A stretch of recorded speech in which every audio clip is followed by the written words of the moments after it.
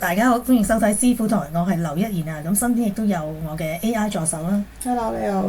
好啦，咁今日呢，就大家都知啦，尋日網上瘋傳咗一單好爆，都幾真，我認為都幾震撼嘅新聞啦。就係一對食客啊係喺一個荃灣廣場嘅火鍋店裏邊嘅放題嘅放啊，題，海鮮放題。哇！睇到嗰段片之後呢，都幾震撼，竟然可以咁樣攞到咁多嘢食喎。我未聽過喺放題裏邊偷嘢咯，未聽過。其實我諗有嘅，不過冇捉過，因為唔係可能唔係太過分，但係琴日嗰個真係好誇張喎。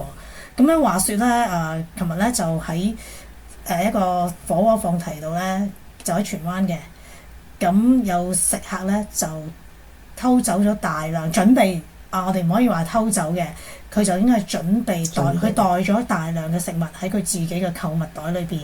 咁當時咧就見到個職員咧就好有禮貌，好有 EQ， 咁就話即係 CCTV 有人打電話落嚟啦，就話見到佢將好多食物放入個袋度，咁就麻煩佢攞出嚟。咁呢個店員咧其實好值得一讚嘅，因為佢當時咧係話一路都係話唔緊要嘅，食得晒可以攞嘅，有大把時間嘅。就佢覺得即係佢亦都同佢解釋，你咁樣放入個袋度唔衞生，亦都為咗食客嘅安全，因為你焗咗喺裏邊，再攞翻出嚟食，可能唔新鮮，或者會焗壞咗，而你食可能會肚痛或者會有或者會中毒啦嚇。咁佢就好有禮貌地揭發咗呢一對應該係一對一男一女啦，咁唔知佢哋咩關係啦。咁當時咧，佢初咧都好笑嘅喎，佢就攞咗一袋嘢出嚟先嘅，有袋嘅喎。哦，嗰度海鮮嘅。係啦，話呢一間放題咧，啲海鮮真係幾新鮮，因為見到啲蝦仲係跳嘅。咁跟住咧就再同佢講，佢就想話佢冇啦。咁但係咧個店員就話 CCTV 又見到裏面應該仲有啲嘢喎。話啲牛肉啊，咁佢就公司嘅。係啦，佢話啲牛肉係佢公司嘅。咁啊，佢又咁嗰個食客咧，亦都冇發爛渣。佢本來想反駁嘅個人，但係都好無奈。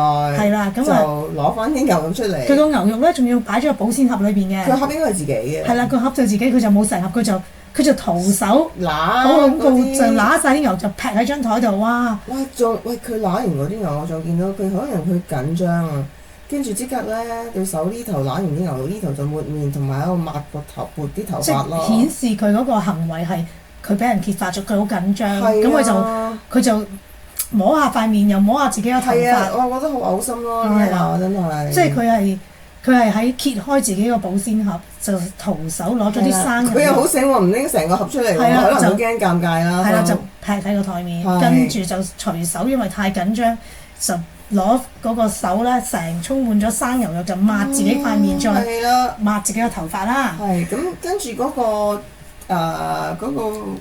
店員都話應該唔止咁多。係啦，咁應該唔止啦，佢都諗住攞完袋牛肉就算啦，唔喐噶啦。跟住咧，人哋話唔止咁多嘅時候咧，成袋。對方應該係佢仲有一個同佢一齊食嘢嘅人嘅，咁嗰個人應該知道發生咩事啦，嗰位女士都知道發生咩事啦，就同佢講：不如成袋俾人啦，類似咁樣啦。咁佢就成袋就俾咗嗰個應該係店員啦。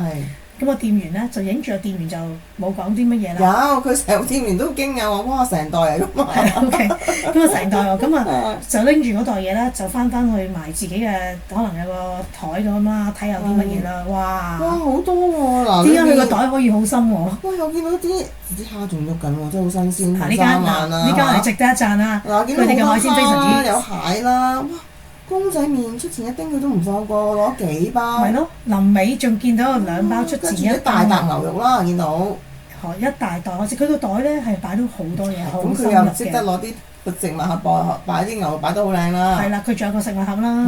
但係幾唔願意啊！攞翻成袋牛肉出嚟。佢仲有個膠袋嘅喎，裝住啲海鮮，即係佢有分門別類，佢唔係話全部嘢塞曬個購物袋就算啦。佢都好好保管啲牛肉嘅。係啦，佢都知道拎到翻屋企咧，都已經分咗類啊，點樣佢已經準備好晒海鮮還海鮮。肉還肉，跟住仲有個公仔麵喎，仲有2包出前一丁喎，哇！呢個真係經典喎，好齊全啊！係啦，咁啊，但係咧咁啊，當然大家都覺得貪心啦，呢啲，因為值得放題嘅已經係任食㗎啦，但係佢仲要諗住帶走喎。係咯，嗱，你放題任食，喂，但係你都唔心足，仲要偷帶走埋一大嗱都大 lot 喎。但係我哋可以話佢有預謀喎，因為佢識帶個保鮮盒。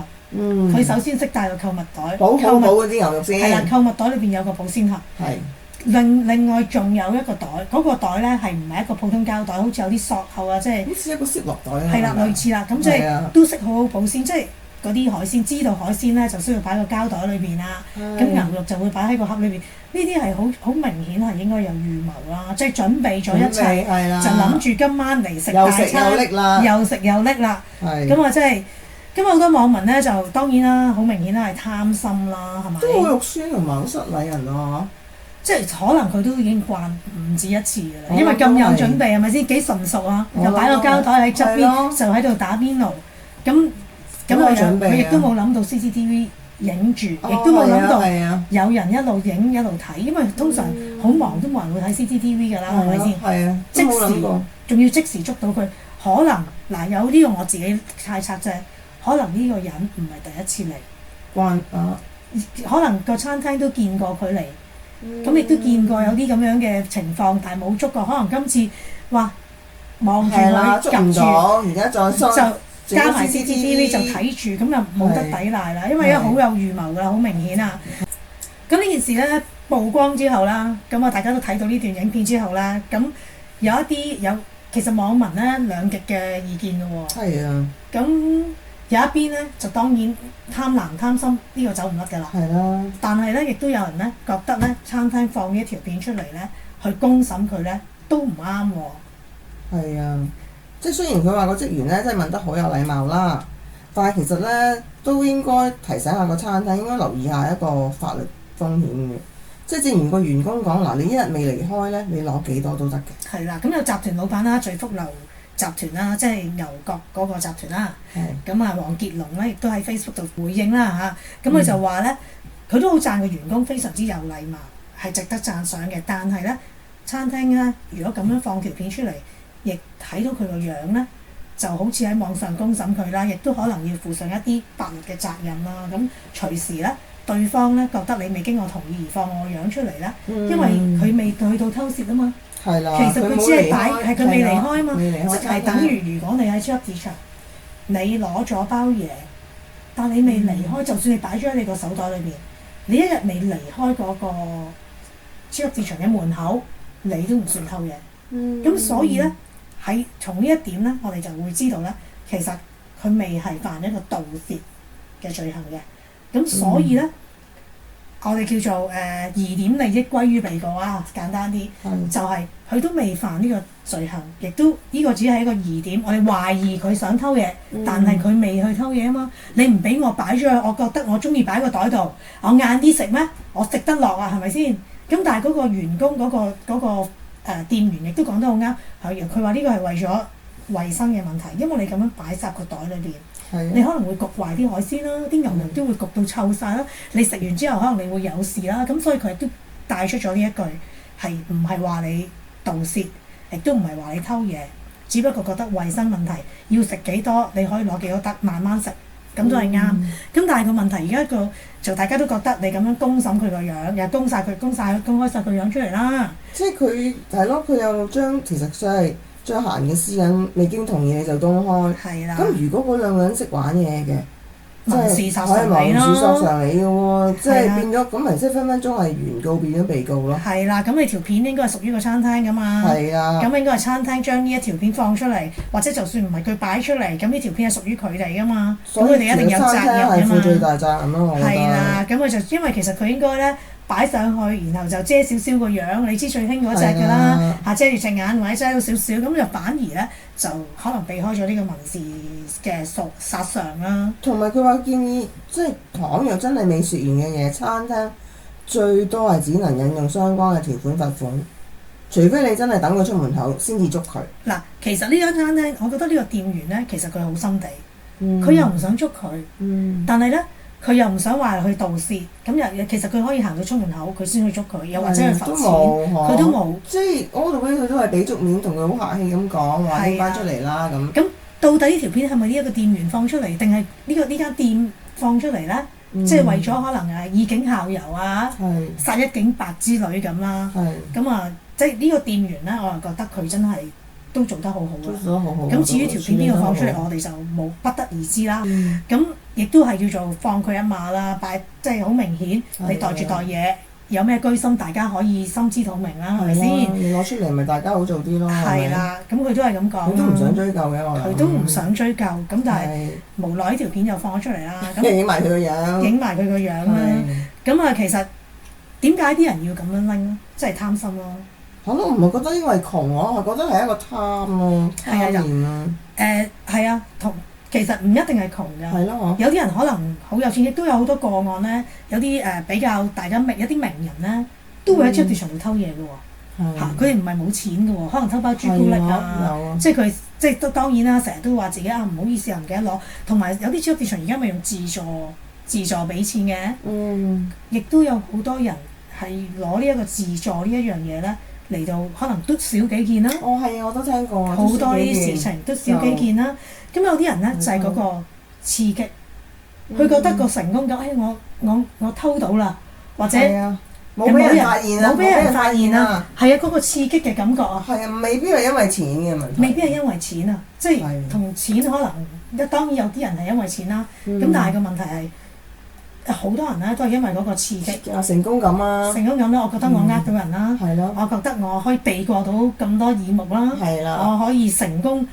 唔俾人發現而做到呢件事啦，唔俾錢亦都係啦，亦都唔俾錢啦。咁所以呢個係同有機會係貪心啦，亦都有機會刺激感啦。咁呢啲都有好多可能性啦。咁其實咧，我又覺得真係唔值得啦。好似今次呢件事咁，呢個事主咧，其實佢個樣俾人公開晒啦。咁就算佢以後會唔會殺常都好啦。咁講真。你出去食飯，我諗個個都驚咗你喎，個個都標籤咗㗎啦喎。你出嚟食，尤其是我諗你都唔敢喺啲放題嗰啲放題場。我諗佢唔會再做同一樣嘢。唔係會唔會做？你諗下入個放題場啊，你入去食 buffet啊，你諗下人哋個個都會監視佢。你人哋會用咩眼光望你？你好唔好意思食啊？你好唔好意思？你攞嘢都好咩？即係你為咗可能嗰度係100幾十蚊嘅嘢，即係其實係唔值得咯。即係就算呢件事擺到上差館。你有刑事有案底又唔抵，為咗100幾十。佢而家係名譽掃地添啦。係啦，而家名譽掃地呢一世都未必洗得甩啊！唔抵啊，即係除非你割整容啊，係咪先？係咯。你點樣？你走唔甩啊？係咯。你以後點去食 buffet 啊？你喺香港點樣立足啊？你唔好話食 buffet啊！你去餐廳去茶餐廳食飯啊！你都唔知點樣個樣收埋去邊，個面收埋去邊。嗱，佢對面嗰個就好啲啦，完全見唔到樣嘅。完全影唔到樣嘅，係得翻嗰個女同伴。係啦，我估佢都唔想影到呢個男仔嘅樣嘅，咁但係唔知點解又喺啲某啲角度影到，佢影到啲又影唔到啲嘅。不過無論把聲音啦，就算你影唔到，你啲朋友一定認到你。係啊。嚇你遮少少都一定聽到你把聲，你點翻工？你點面對你同事咧？係啦，你點面對你屋企人咧？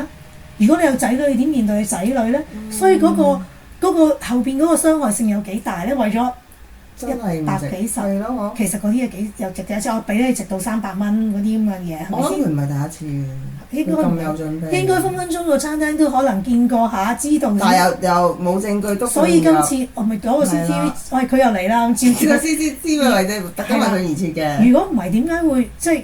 唔會咁樣望住啦，即係或者有機會立到又唔出奇嘅，咁但係好明顯佢係有備嚟啊嘛，係咪先？應該唔係第一次啦。真係總之就唔抵啦。係啦，唔抵一時嘅刺激，係啦，一時嘅貪心就搞到咁啦。咁我想問啦，其實貪咧係咪喺相學上面睇唔睇到嘅咧？一個人貪婪。嗱，其實我哋永遠咧面上一定要配合個八字嚟到睇嘅，咁但係如果我哋純粹以面上咧，我哋講。我哋嘅面咧有幾個部位，如果係尖咧，就特別咧，就容易係貪心啦，或者食人唔甩骨啦，或者無恥啲啦。咁首先咧，我哋就要講眼神先啦。嗱，眼神咧，如果唔堅定，比較飄忽，比較閃縮啦，呢啲人咧，鬼鼠啊，呢啲人咧就特別容易做一啲唔見得光嘅嘢，可以係偷呃拐騙嘅。啊，個鼻尖。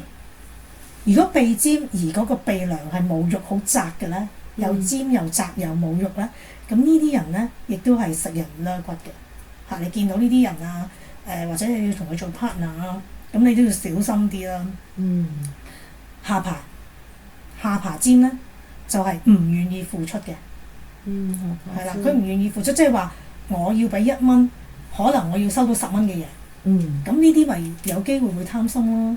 我諗住食10蚊嗰餐，我諗住食300蚊嘅餐，但我諗住一定要攞翻500蚊嘅嘢。咁你個肚又食唔落，咁你咪偷咯，係咪？咁我呢啲又係一啲唔願意付出啦，我哋叫貪心啦。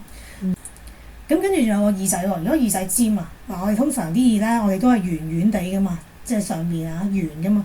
但係你話尖嘅，好似外星人咁嘅，咁其實呢啲咧亦都係容易啦，收埋一啲唔見得光嘅財。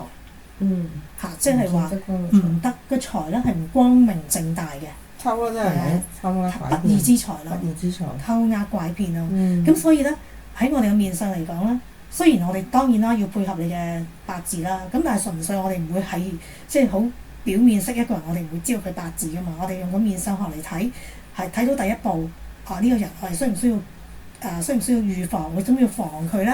咁我哋就要睇佢有冇鼻尖啦，鼻尖而鼻梁冇肉又窄啦，耳仔尖啦。